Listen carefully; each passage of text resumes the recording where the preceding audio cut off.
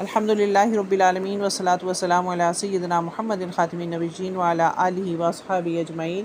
باب قول اللہ تعالی وما اوتیتم من العلم الا قلیلا۔ اللہ کا ارشاد ہے کہ تمہیں تھوڑا علم دیا گیا ہے۔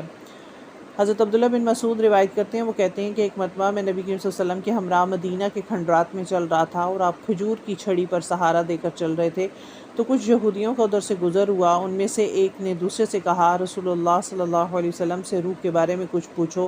ان میں سے کسی نے کہا، مت پوچھو، ایسا نہ ہو کہ وہ بات کہہ دیں جو تمہیں ناگوار ہو۔ مگر ان میں سے بعض نے کہا کہ ہم ضرور پوچھیں گے۔ پھر ایک شخص نے کھڑے ہو کر کہا کہ ابو القاسم صلی اللہ علیہ وسلم، روح کیا چیز ہے؟ تو آپ صلی اللہ علیہ وسلم نے خاموشی اختیار کی۔ میں نے دل میں کہا کہ آپ صلی اللہ علیہ وسلم پر وحی آ رہی ہے، اس لیے میں کھڑا ہو گیا۔ جب آپ صلی اللہ علیہ وسلم سے وہ کیفیت دور ہو گئی تو آپ صلی اللہ علیہ وسلم نے قرآن کا یہ ٹکڑا جو اس وقت نازل ہوا تھا ارشاد فرمایا کہ اے نبی، تم سے یہ لوگ روح کے بارے میں پوچھتے ہیں تو وَيَسْأَلُونَكَ عَنِ الرُّوحِ قُلِ الرُّوحُ مِنْ أَمْرِ رَبِّي، تو ان سے کہہ دو کہ روح میرے رب کے حکم سے پیدا ہوئی ہے، اور تمہیں علم کی بہت تھوڑی مقدار دی گئی ہے، اس لیے تم روح کی حقیقت نہیں سمجھ سکتے۔ اعمش کہتے ہیں کہ ہماری قرأت میں وَمَا أُوتُوا وَمَا أُوتِيتُم نہیں ہے۔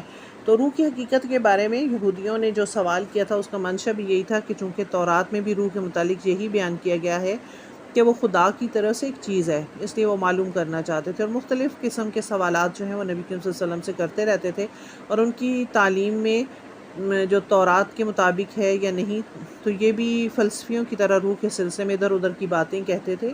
تو روح چونکہ خالص ایک لطیف شے ہے، اس لیے ہم اپنی موجودہ زندگی میں جو کثافت سے بھرپور ہے کسی طرح روح کی حقیقت سے واقف نہیں ہو سکتے۔ یعنی ایک ایسی چیز ہے جو ہمیں نظر نہیں آ سکتی، اور ایک بدن میں ہو تو پورا بدن حرکت کرتا ہے، اور جب وہی روح اس بدن سے نکل جاتی ہے تو بدن بے جان ہو جاتا ہے۔ تو وہ بھی اس بات کے اندر شک میں تھے، اور نبی صلی اللہ علیہ وسلم سے بھی اس کے بارے میں پوچھنا چاہ رہے تھے۔